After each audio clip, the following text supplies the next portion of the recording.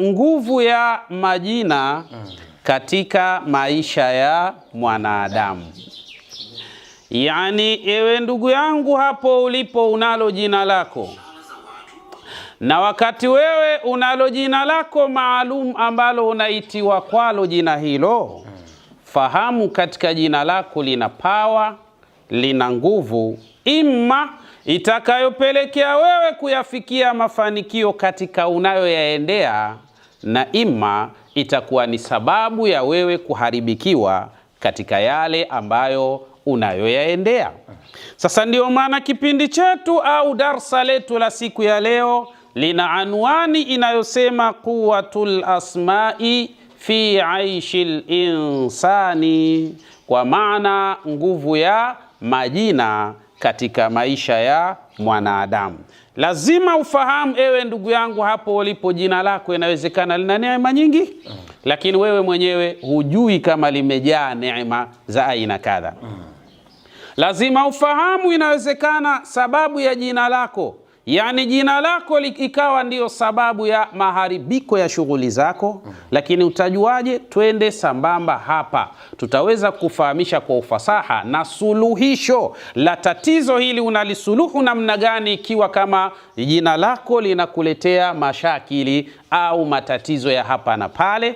Ikiwa jina lako linakukwamisha katika majambo yako, nini kinachotakiwa ufanye? Suluhu ya tatizo hilo itapatikana hapa katika jukwaa letu biidhnillah subhanahu wa ta'ala. Ndugu zangu, ukitazama almafhumu alislamiyu, kwa maana mafuhumu ya Kiislamu, yustahabbu ikhtiyaru alasma'i alhasana haithu qaddama an-nabiy sallallahu alayhi wa sallam namudhajan litaghyiri alasma'i as-salbiyya mathalu 'asiya ila jamila. Tunasema yustahabu, inapendeza sana na ni sunna ya Bwana Mtume Muhammad sallallahu alayhi wasallam, ikhtiyarul asma'i, watu kuchagua majina alhasana, tena majina yenyewe mazuri mazuri. Na tunaposema majina mazuri haina maana nutqiyan, kwa maana yawe mazuri kimatamshi tu, la, bali maana ya majina mazuri ni yale ambayo kwayo majina hayo itakuwa ni sababu ya kutengeneza majambo yako, itakuwa ni sababu ya kusuluhu matatizo yako. Hayo ndio majina yanaitwa majina mazuri mazuri biidhnillah subhanahu wa ta'ala. Kwa hali hiyo, qaddama an-nabiy sallallahu alayhi wa sallam namudhajan litaghyiri al-asma'i as-salbiyya. Lakini kwa hali hiyo ndio maana utamuona Bwana Mtume Muhammadin sallallahu alayhi wa sallama alichukua, kuna kipindi alichofanya Bwana Mtume cha kubadili baadhi ya majina ya watu, min asiya, kutoka katika majina mabaya mabaya, ila jamila, kwenda katika majina mazuri mazuri biidhnillah subhanahu wa ta'ala. Bwana Mtume, kuna watu ambao amewabadili majina yao kutoka katika majina mabaya mabaya na wakaenda katika majina mazuri, na walifanikiwa sana baada ya kuwa ni watu wenye majina mazuri mazuri biidhnillah subhanahu wa ta'ala. Sasa hapa nataka wewe ndugu yangu ambao unatufuatilia, unajua jina lako limebeba neema aina gani? Unajua jina lako limebeba mafanikio katika kiwango gani? Na je, herufi za jina lako zinakuambia nini? Ndipo hapa nataka leo kuwa makini. Kuna watu wana shida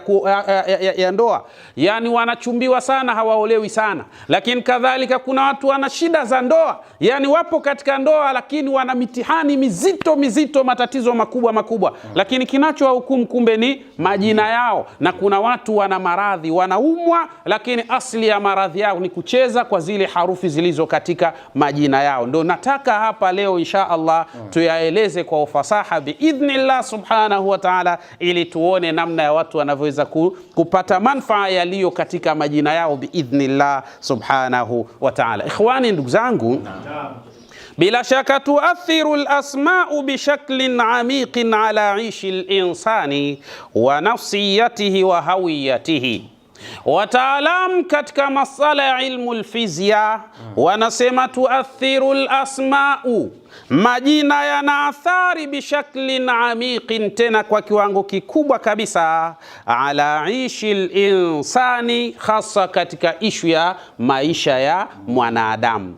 Katika maisha ya mwanadamu haya majina yana athari kubwa kabisa katika maisha ya mwanadamu wa nafsiyatihi, na nafsi ya huyo mwanadamu. Jina lako lina nafasi kubwa kabisa katika kuleta athari, imma inayoweza kuleta madhara na imma inayoweza kuleta faida biidhnillah subhanahu wa ta'ala wa hawiyatihi, lakini kadhalika na hata yale matamanio yake biidhnillah subhanahu wa ta'ala.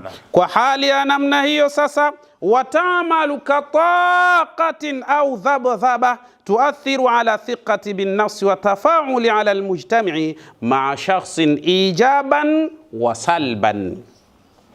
Kwa hali hiyo jina lako wewe ndugu yangu, uwe unaitwa Peter, uwe unaitwa Muhammadu, uwe unaitwa utakavyoitwa, jina lako hilo ambalo unaloitiwa kwalo, taamalu kataqa, jina hili fahamu kabisa lina energy, kwa maana lina nishati maalum, nishati ambazo au dhabdhaba au kadhalika ina mawimbi maalum katika jina hilo. Yani jina lako lina mawimbi maalum, na ndio maana utaona hata mkiwa mmekaa watu 10 au 15, alafu akatokea mtu akaita jina lako, wengine wote wale watu 14 watakaa kimya, utakaitika ni wewe tu. Kwa sababu gani? Kwa sababu dhabdhaba, yale mawimbi ambayo yanayotamkia jina lako ndiyo ambayo yaliyotamkwa na ndiyo yakaja kwako wewe. Ndio maana utaona wewe unaitika, lakini hao wengine wanaendelea na shughuli zao katika hali za namna hii. Lengo la msingi tunataka tuone quwwatu al-asma'i fi aishi al-insani, kwa maana nguvu ya majina katika maisha ya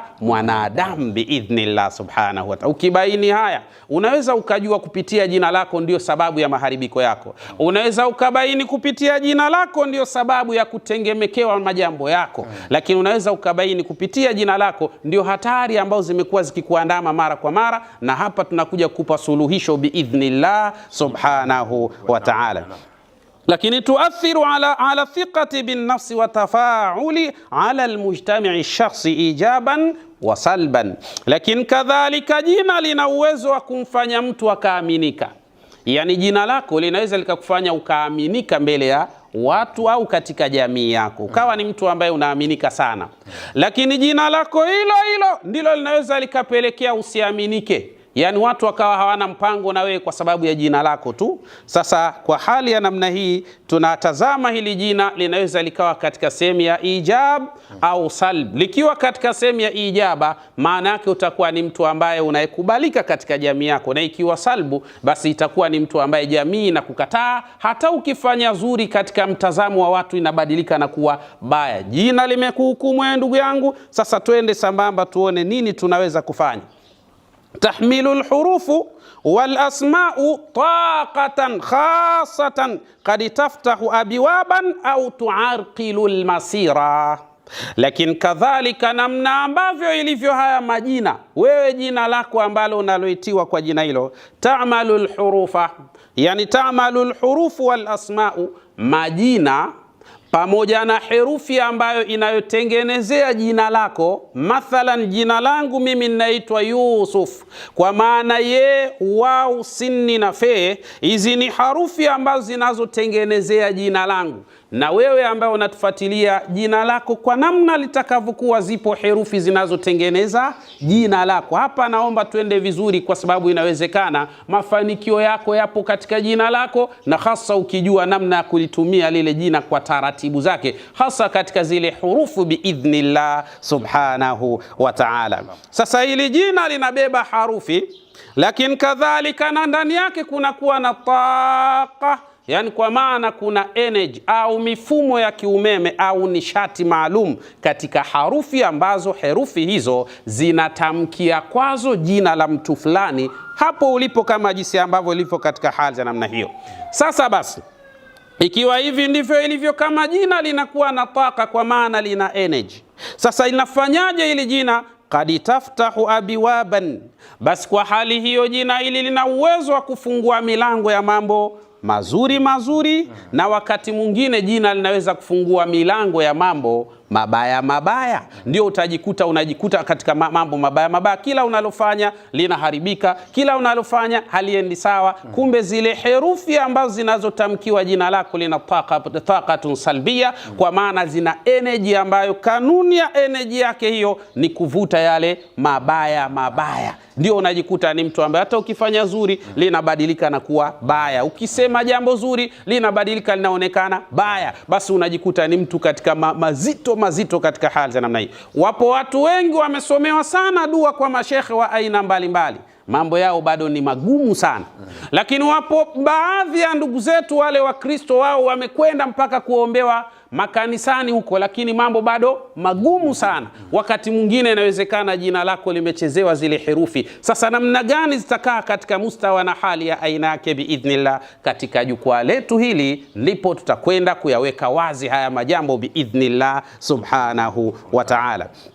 Sasa basi, kwa hiyo kwa kuwa tayari katika zile herufi zinazotengenezea jina zina taqa, zina energy au nishati maalum, kad taftahu abiwaban au tuarqilu almasira. Hapa pana uwezo mzuri kabisa wa kufungua milango ya mafanikio ya mwenye jina hilo, lakini kuna wakati na uwezo wa kubadilisha mwelekeo kabisa. Ulikuwa na maisha mazuri, lakini yameanza kuparaganyika, yamevurugika, yakaharibika kabisa.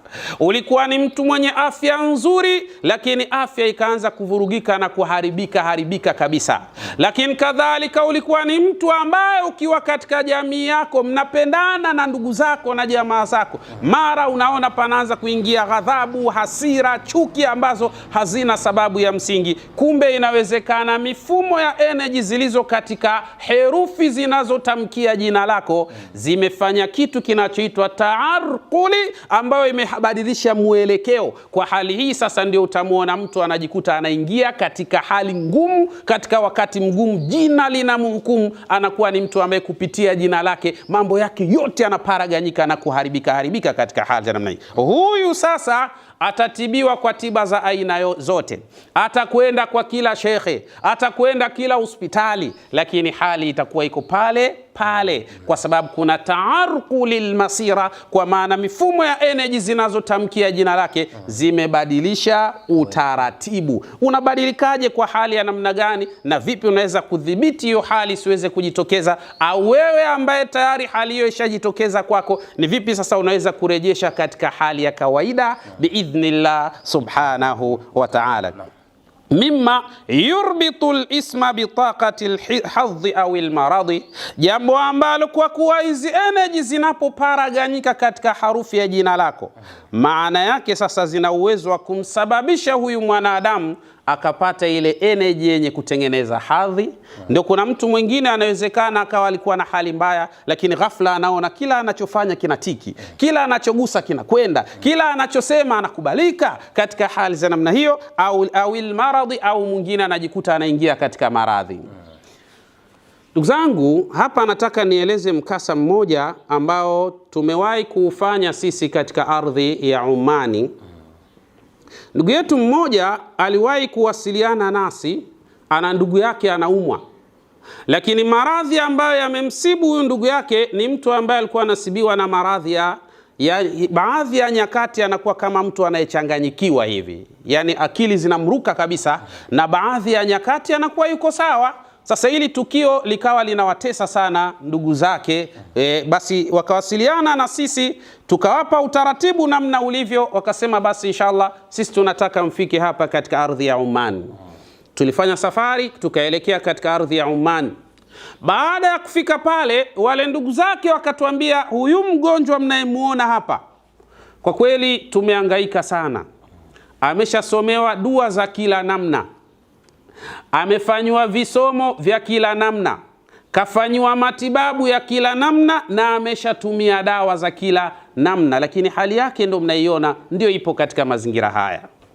Tukamwambia basi kama ni hivyo, tunaomba tupate fursa kwa maana tupate fursa ya kukaa mahala penye utulivu zaidi, ili tufanye utafiti kupitia katika jina lake. Pale ambapo tutapobaini katika jina lake kuna tatizo la aina yoyote, inawezekana ikawa ni njia rahisi na nyepesi ya kumaliza tatizo lake huyu ndugu yetu biidhnillah subhanahu wa ta'ala. Na mara nyingi sisi tunapofika katika nchi za watu huwa hatukai kwa mtu, tunafikia apartment. Basi hapo, kwa kuwa hapo ni mahala ambapo tunapata muda mzuri wa kufanya mambo yetu kwa ufasaha zaidi biidhnillah subhanahu wa ta'ala. Basi akatupa siku 3 tukakaa pale tukafanya majambo yetu vizuri kwa ufasaha bila kuingiliana na mambo mengine.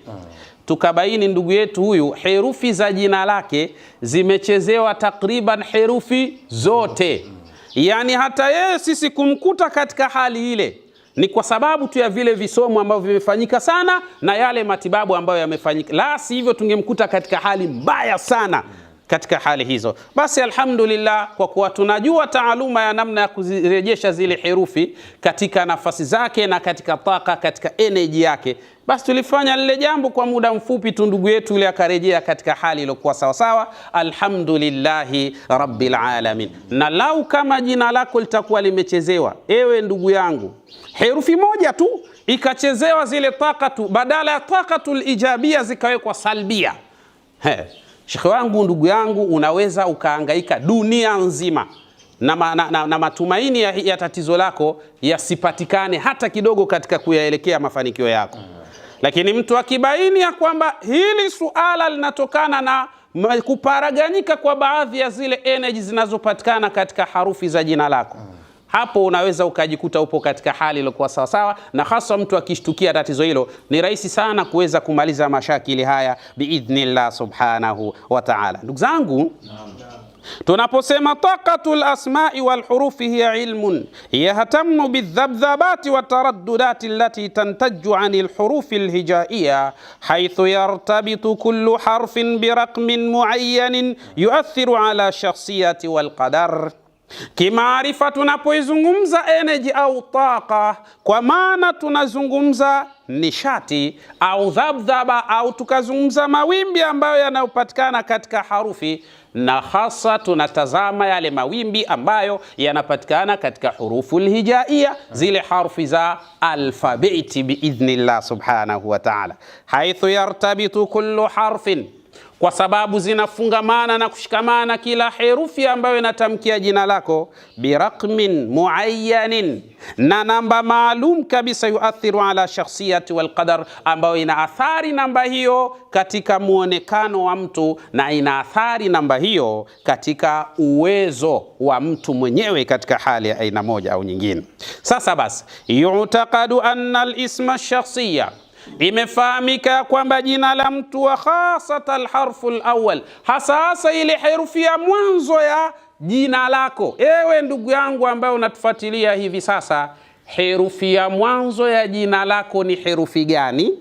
Hiyo herufi ya mwanzo ya jina lako ndio imesheheni na imebeba hazina ambayo ina uwezo wa kufanikishia majambo yako, na ndio imesheheni na imebeba hazina nzito itakayoweza kukufanya wewe kuwa mtu bora. Ni herufi ya jina lako, hii herufi ya mwanzo kabisa katika hali za namna hiyo, ambayo herufi hii kimaarifa au kiujuzi tunaita hajaru zawiya au hijru zawiya au hujru zawiya. Yote katika lugha iko sawa katika haraka zote tatu biidhnillah subhanahu wa ta'ala. Kwa hiyo tutapata kufahamu ya kwamba hii harufi ya mwanzo ambayo inaitwa hujru zawiya, kwa mfano jina langu mimi Yusufu, herufi ya mwanzo kabisa inaitwa hujru zawiya, ambayo ni ye ndio hujru zawiya au hajaru zawiya au hijru azawiya, ni hii ndio harufi ya mwanzo. Sasa hii harufi ndio ambayo yani mtu akiichezea hii harufi ya kwanza, maanake ana uwezo wa kuharibu future nzima ya majambo yangu. Sasa watu wengi wanaharibikiwa hapa katika harufi za majina yao.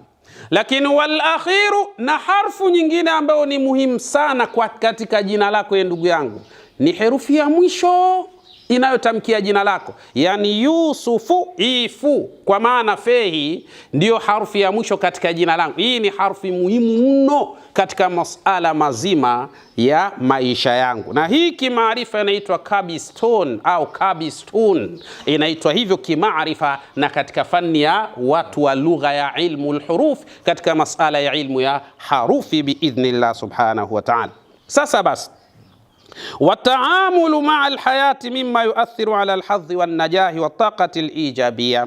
Lakini hizi harufi mbili, kwa maana herufi ya kwanza ya jina lako wewe ndugu yangu hapo ulipo, na herufi ya mwisho ya jina lako ewe ndugu yangu hapo ulipo, hivi ndivyo ambao vinafanya kazi na kuleta athari katika masala ya hadhi, kwa maana cheo chako, daraja yako, kwa maana heshima yako, nidhamu yako, ndio inapatikana katika harufi hizi mbili, wanajahi, na hata kufaulu katika majambo ambayo wewe unayaendea. Ni hizi harufi mbili tu.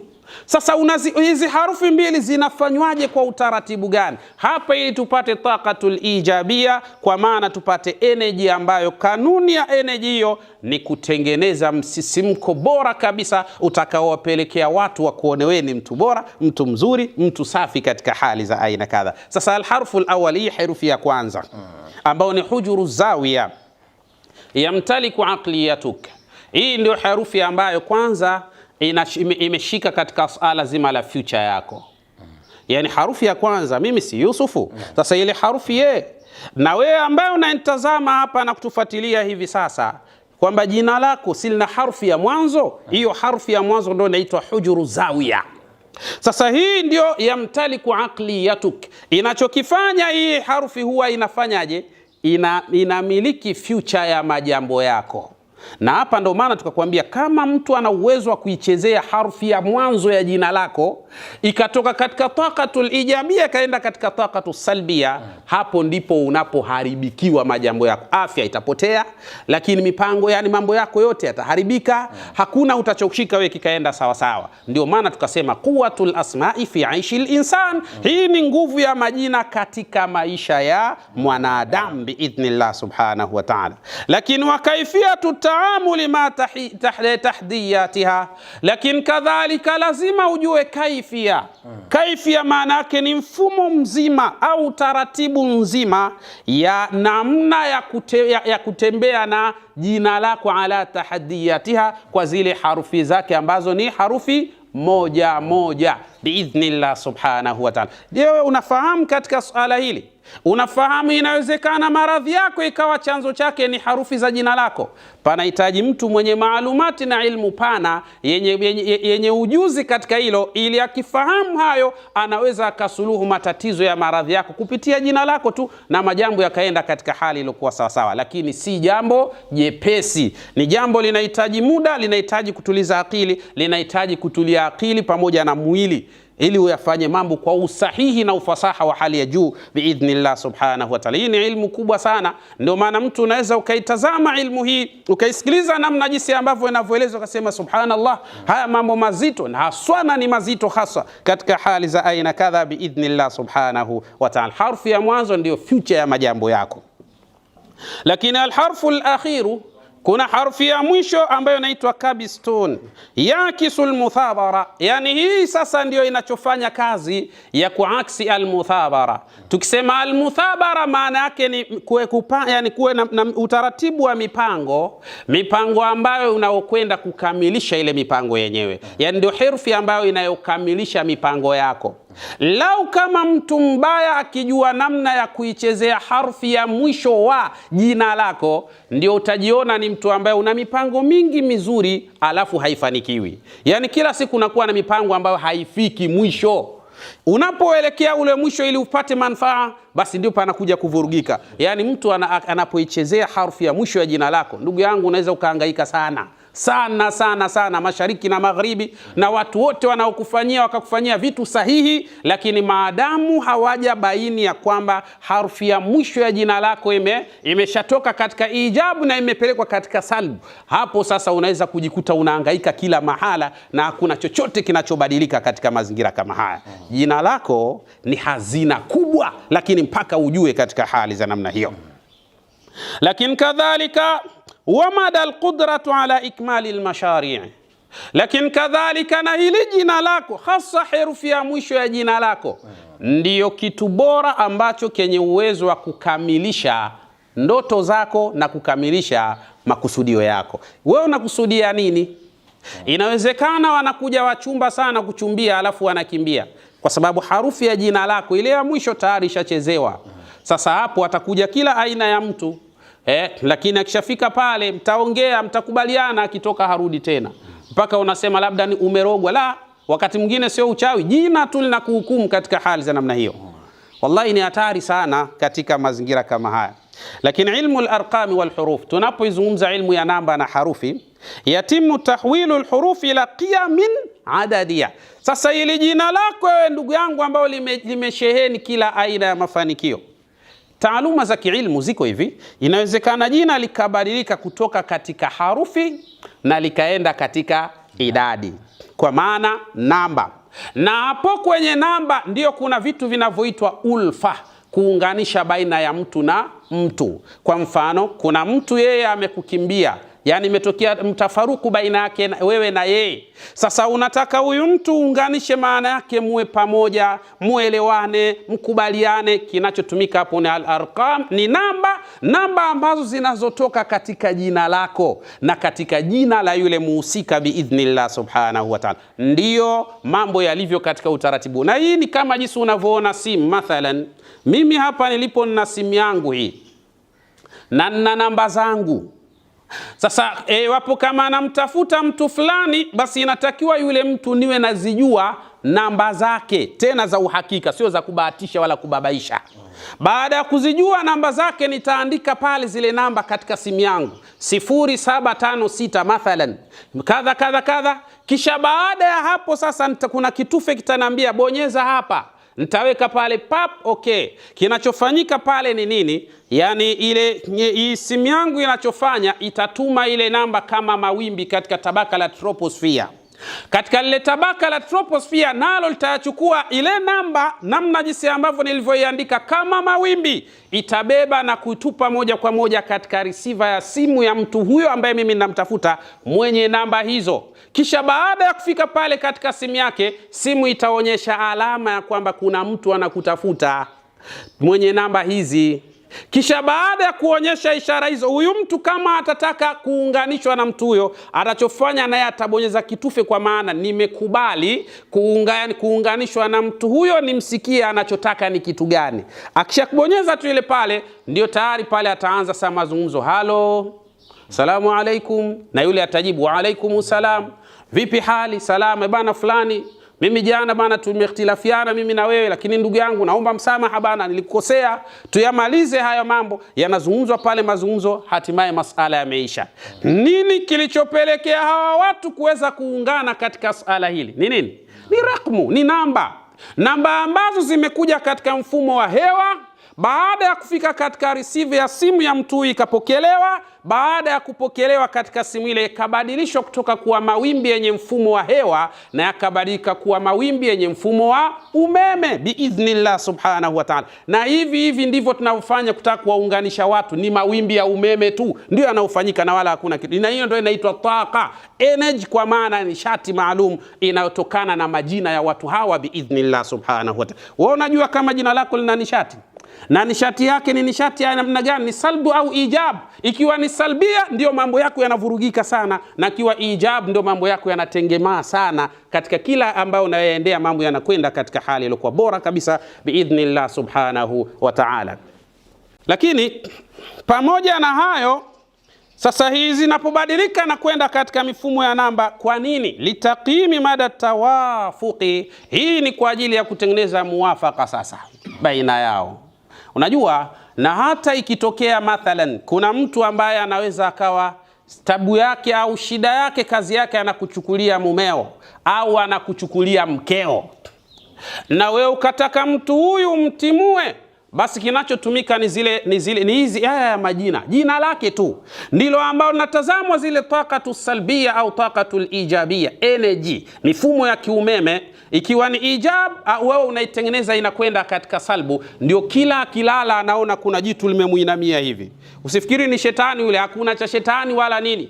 Ni mifumo ya kiumeme ambayo inatokana na harufi za jina la mtu huyo. Ndio yule mtu anahama, anakimbia pale mahala, mkeo au mumeo anabaki salama kutokana na ufedhuli wa mtu huyo ambaye amekuwa anavuruga ndoa yenu au anaharibu mahusiano yenu katika hali ya aina moja au nyingine. Jina lina hazina kubwa mno, lakini kwa anayejua na yule ambaye ana taaluma hizi biidhnillah subhanahu wa ta'ala. Sasa kama unataka kumkimbiza hapo huyo mtu ambaye anakufanyia ufedhuli, jina lake linatosha kabisa kumtimulia mbali. Tena anakimbia, hageuki nyuma mzee.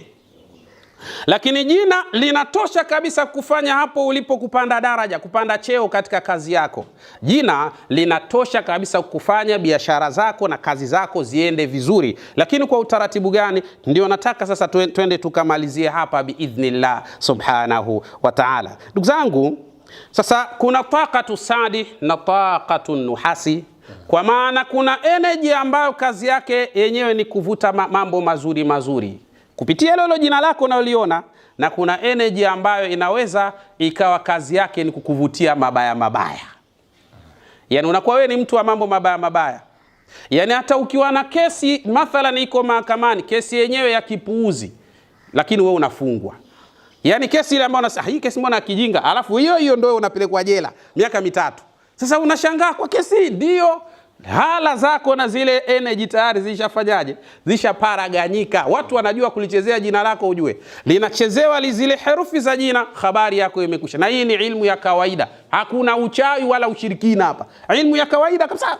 Ni watu wanajua tukuzichezea zile energy zilizojaa katika harufi ya jina lako, basi majambo yanakwenda katika hali iliyokuwa sawa sawa biidhnillah subhanahu wa ta'ala. Nasema yamtaliku ismu quwwatan kabiratan jidda, jina lina nguvu sana. Wa yumkinu an yakuna amilan musaidan, na jina linawezekana likawa kama mfanyakazi wako. Jina lako linawezekana likawa kama mfanyakazi wako, lakini ujue, uwe na maarifa, utambue, lakini kadhalika vile vile ujue zile njia zake, mambo yatakwenda sawa. Tena fi shakli shakhsiya wa tafauli almujtami'i ma'ahu, lakini kadhalika jina lako linawezekana likakupaisha mbele za watu ukapaa. Kwa maana kila unapofika watu wanakufurahia, wanakuchekea, wanakuona mtu bora, hilo jina lako, lakini kwa energy iliyokuwa sawa sawa. Sasa kuna wale watu ambao tayari wameshavurugikiwa.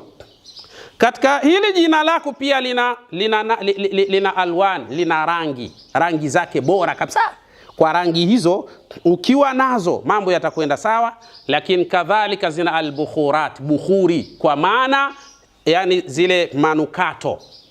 Na hapa sasa nataka niwaeleze ndugu zangu ambao mnatufuatilia, kila mmoja anayo manukato yake ambayo yana uwezo wa kutengeneza kutokana na jina lake, kutengeneza zile nishati zake zikawa ni nishati bora, ambazo kwa nishati hizo zina uwezo wa kumfanya mtu huyu mwenye jina hilo akawa ni mtu ambaye majambo yake yanakwenda sawa sawa biidhnillah subhanahu wa ta'ala. Yani wewe usijichukulie tu manukato, perfume fulani nzuri unajipaka paka tu. Inawezekana ikawa ni shida upande wako. Je, inakwenda sambamba na jina lako? Hilo ndo swala la msingi. Sikiliza maneno ya mwisho na malizia katika jukwaa letu kwa siku ya leo. Tunasema yuaddu al-bukhur adatan qawiyatan litadili taqati al-makan. Imefahamika kwa mujibu wa taaluma ya kwamba baadhi ya manukato ambayo watu ambao wanatakiwa kujipaka kuwa yana nguvu mno, tena litadili taka ya kutengeneza au kupangilia mifumo ya energy, kupangilia mifumo ya nishati katika mwili wako, lakini nishati katika nyumba yako, nishati katika maeneo yako, wataazizi dhabdhabat. Lakini baadhi ya manukato ni mujarrab sana kwa ajili ya kufanyaje, ya kutengeneza mifumo na yale mawimbi yanayopatikana katika harufi za jina lako biidhnillah subhanahu wa ta'ala. Sio kila manukato unavamia tu unachukua unapaka, La, kwa sababu lau kama mtu atapaka manukato yanayokwenda sambamba na jina lake, yustakhdamu anwa'ul muhaddada, hutumika aina maalum kabisa minal bukhuri, ya haya manukato. Kwa nini? Litakhfifi listirkha. Lau yatakwenda sambamba na jina lako hayo manukato ambao unayoyapaka wewe, basi bila shaka yatakuwa vizuri katika kuondosha istirkha. Istirkha ni majambo ya kutofika malengo. Pili, watahdiatul a'sab, pia na uwezo wa kutuliza yani mishipa ya fahamu ikawa vizuri. Lakini kadhalika wa nashru rawaihi zakia, lakini kadhalika na kutengeneza manuka, yani harufu nzuri. Lakini tarbitu taqatul asma'i wal hurufi bihtizazat, lakini energy hii ambayo energy hiyo inakwenda sambamba kutokana na majina, lakini energy hiyo ambayo inakwenda sambamba kutokana na manukato maalum, hii sasa ndio inaweza ikamtengeneza mtu akapata mafanikio katika hali ambayo ilikuwa bora biidhnillah subhanahu wa ta'ala. Na hii inakwenda biismin muayyanin, kwa jina maalum. Kila mtu ana manukato yanamhusu yeye ikiwa anataka mafanikio biidhnillah subhanahu wa ta'ala. Lakini kadhalika ikiwa kama unataka energy zako zikae sawa, kila mmoja kupitia jina lake, zipo energy maalum, yapo manukato maalum, akitumia hayo majambo yatakwenda sawa sawa biidhnillah subhanahu wa ta'ala. Yupo ndugu yetu mmoja katika ardhi ya Arusha, yeye ni mfanyabiashara mkubwa. Huyu ndugu yetu yeye ni mfanyabiashara mkubwa sana pale Arusha, lakini hatuwezi kumtaja kwa sababu si maadili sahihi ya kumtaja mni fulani. Sasa huyu ndugu yetu yeye majambo yake alikuwa yanayumba sana, pamoja na ukubwa katika swala la kibiashara, lakini kuna wakati mambo huwa yanayumba, yanakwenda ndivyo sivyo. Akatupigia simu, akatuambia, Sheikh bana, mimi ni mtu fulani. Taib. Akasema, bana, mimi nina mashaka katika masuala ya kibiashara zangu, biashara zangu zimekuwa zinayumba sana, sijui nini shida. Tukamwambia, basi kama ni hivyo Sheikh wangu, tuna uwezo wa kulifanya hili jambo kwa ufasaha mzuri kabisa. Akasema, vipi? Tukamwambia, naam. Cha kwanza inatakiwa tuyapate yale majina yako. Alafu baada ya kuyapata yale majina yako biidhnillah subhanahu wa ta'ala, sisi tutafanyia taratibu, tupe ndani ya siku moja, siku ya pili tupigie simu. Akasema basi inshallah.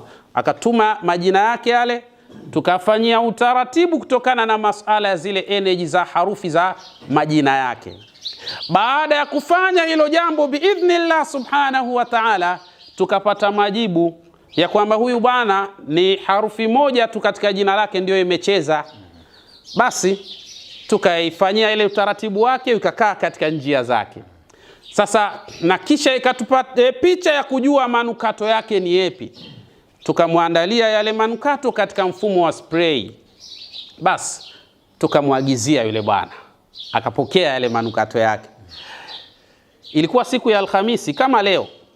Basi baada ya kupokea asubuhi ile, anataka kutoka kwenda kwenye miradi yake, kachukua ile spray yake akaspray katika nguo zake, kavaa, mwanaume akaenda zake kule. Anasema moja katika siku ambazo nimeona miujiza ya Mwenyezi Mungu, maana sio Muislamu huyo, alikuwa ndugu yetu huyo, yeye ni Mkristo. Sasa unajua kuna lugha zile za Kikristo zile. Akasema kwa kweli katika siku ambayo nimeona baraka nyingi sana ni siku ya leo. Kaona baraka kubwa sana ni siku ile ya leo. Anasema katika miradi yangu yote leo ilikuwa inakwenda kwa wepesi mno. Yani majambo yangu yote katika siku hii ya leo nimeona yanakwenda kwa wepesi ambao sijawahi kuona katika hali za namna hii.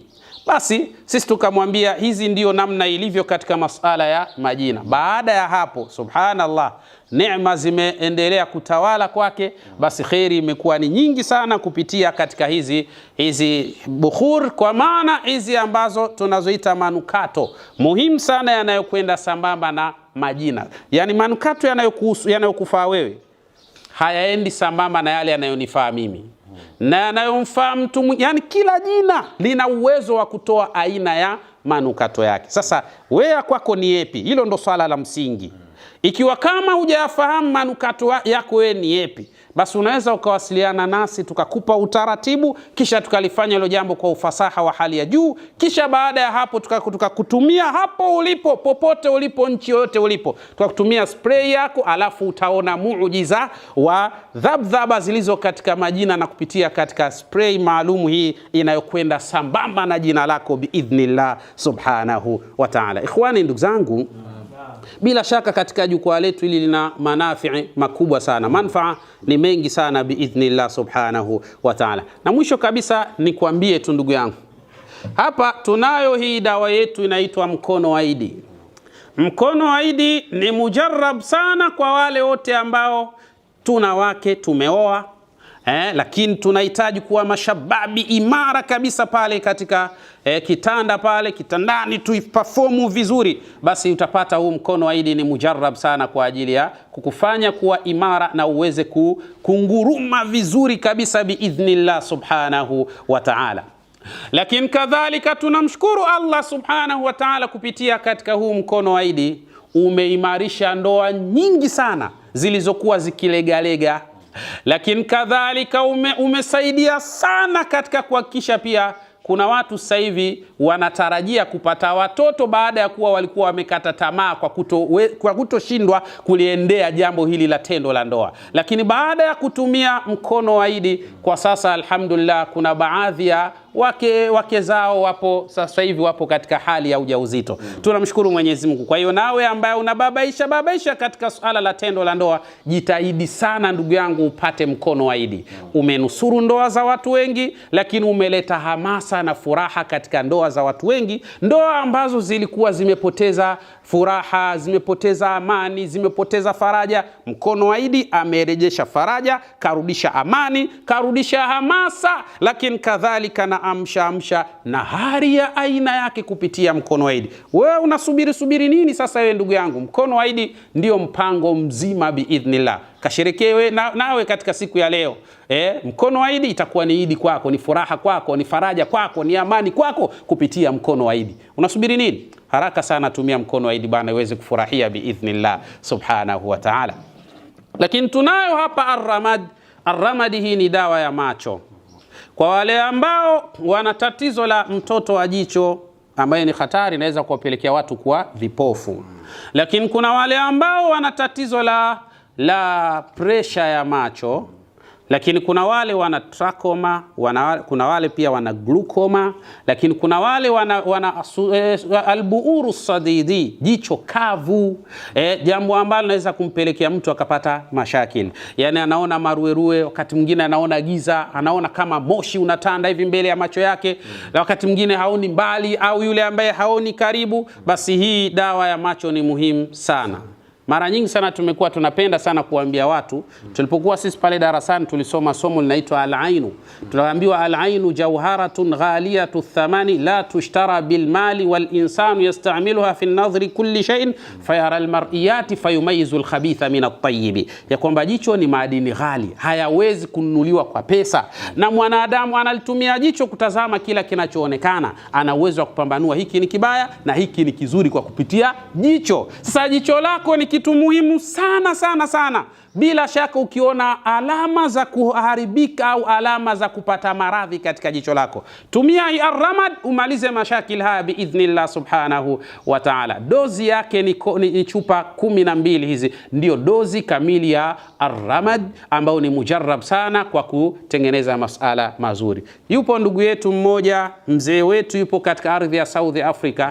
Yeye alizipata hizi na anasema alhamdulillah, toka zimetumika hizi mambo safi, anaona vizuri na wala hana athari au alama yoyote ya maradhi ya macho baada ya kuitumia arramad biidhnillah. Na wewe sasa tumia arramad kwa usalama na usahihi na afya ya jicho lako biidhnillah subhanahu wa ta'ala. Hizi chupa 12 ndio dozi kamili mujarrab sana kwa usalama na tiba ya jicho lako insha Allah biidhnillah subhanahu wa ta'ala. Na hapa tunaye hii inaitwa Tanwirul Jasad. Hii Tanwirul Jasad ni kwa wale ambao miili yao imepata nuksi, mikosi, mabalaa, yani maana yake hawasikiki, hawaoi hao wala hawaolewi kwa nuksi na mikosi iliyowatawala. hawapati kazi wala hawauliziwi katika sehemu za kazi kwa nuksi na mikosi iliyowapata. Basi inshallah ukiipata dawa hii mujarrab kabisa ambayo inaitwa tanwirul jasadi, inatia nuru mwili, unakuwa unang'ara, unakuwa unaonekana na wewe katika watu, ukisema unasikika. Hii ni tanwirul jasad, na dozi yake inakuwa ni chupa 4. Hizi ndio dozi kamili biidhnillah subhanahu wa ta'ala. Tuondoe manuksi, tuondoe magundu hayo, mamikosi, mabalaa ya kila namna kupitia tanwirul jasadi. Mwili sasa unakwenda kuwa na nuru biidhnillah subhanahu wa ta'ala. Unasubiri nini bwana? Nuru inapatikana katika tanwirul jasad inshallah biidhnillahil karim. Namalizia, tunaye huyu bwana prostate, tezi dume. Huyu bwana tezi dume naye ni muhimu sana kwa wanamume, muhimu sana sana sana. Na suala ila tezi dume ni hatari kubwa sana, yuarriqul kathirina minar rijal, imekuwa ni janga linawadhuru wengi sana katika wanamume. Ukitazama katika takwimu zinaonyesha wanamume wengi sana wanakufa kutokana na maradhi ya tezi dume. Kwa hiyo unaposikia dalili zile za tezi dume, fanya haraka kuzitibia haraka. Usisubiri mpaka zimeshakuwa katika hatua ngumu sana ndipo unaanza kutapatapa sa kutafuta wapi ninaweza kupata dawa. Hivi unaziona dalili kwa uchache, fanya haraka sana uipate hii prostate, kwa maana tezi dume ni muhimu sana. Wadawi daa kabla an yakula fihi tabibu dai aya fastatara, bayatibie maradhi kabla haijafikia wakati daktari bingwa wa maradhi yanayokusibu ikafikia mahala akasema ya kwamba hakuna namna nyingine tena ya kufanya, kwa sababu umeacha sana maradhi na sasa hatua yamefikia hatua mbaya. Prostate itumie haraka, nawe utaona matokeo yaliyo bora kwa haraka biidhnillah subhanahu wa ta'ala. Inatibu tezi dume bila ya upasuaji biidhnillah subhanahu wa ta'ala. Chukua sasa prostate, tumia sasa prostate ili kadhalika ujihakikishie usalama wa afya ya tezi biidhnillah subhanahu wa ta'ala insha Allah. Na mwisho ndugu zangu, tunayo haqul mujarrab kwa ajili ya tegua yale matego ya kichawi. Haqul mujarrab iko wapi Sheikh? Kwa ajili ya tegua haya matego ya kisihir, matego ya kichawi. Kuna watu wamelishwa mauchawi, wamelishwa mauchawi. Hii ndio haqu almujarrab. Kuna watu wamelishwa mauchawi, wanaota wanakula sana nyama, hizi ndo usiseme, wanakula sana wali. Wapo katika masharehe mbalimbali na wao ndo wako katika viungu pale, yani wao ndo wanajisevia wenyewe. Mauchawi hayo. Sasa kuyatoa haya masala ni muhimu sana ujipatie haqul mujarrab, jurriba miraran wa sah. Unajua uchawi unapoingia mwilini huwa unatengeneza ganzi katika sehemu za mwili, lakini kadhalika uchawi una uwezo wa kutengeneza vitu vinaitwa iltihab, mwili kuwa unawaka moto. Lakini uchawi unapoingia katika mwili huwa unasababisha mtu kuhisi kuna vitu vinatembea mwilini, lakini kadhalika kuhisi mwili unapata msisimko hapa na pale, au kuwa na maumivu yenye tabia ya kuhamahama. Leo kifua, baada ya muda tumbo, baada ya muda mgongo, baada ya muda kiuno, basi mradi mambo yanakuwa hayaeleweki. Ukiipata haqul mujarrab kwa dozi yake kamili, basi bila shaka ni mujarrab sana kwa kumaliza mashakili yako biidhnillah. Wewe ambao umerogwa mauchawi hatari kabisa, maradhi ya ajabu kwa sababu ya uchawi uliofanyiwa, basi haqul mujarrab ni mujarrab sana kwa kumaliza mashakili yako biidhnillah subhanahu wa ta'ala. Tutazipata hapa ofisini kwetu, na popote ulipo zinaweza kutumwa hapo ulipo, kwa maana tunafanya deliver, lakini kadhalika na popote ulipo nchi yoyote itakufika hapo ulipo insha Allah biidhnillah subhanahu wa ta'ala. Wengi wamefurahia haqul mujarrab. Ndugu zangu wa Somali wao wanaipenda sana hii haqul mujarrab, na wanapoitumia haqul mujarrab wanatupigia simu za furaha sana na faraja. Basi na wewe hebu tumia leo ukaone mazito yanayopatikana katika dawa hii insha Allah biidhnillahi ilkarim. Ndugu zangu, mimi kwa leo nimeishia hapa katika jukwaa letu hili la leo, baada ya muda wa mwezi mmoja ambapo tulikuwa hatuko hapa kwa sababu ya mwezi mtukufu wa Ramadhani, kwa sababu darasa zilikuwa ni nyingi. Kwa hiyo inshallah sasa hivi jukwaa linaendelea na mashekhe mbalimbali watakuja hapa insha Allah biidhnillahi alkarim. Assalamu alaikum wa rahmatullahi wa barakatuh.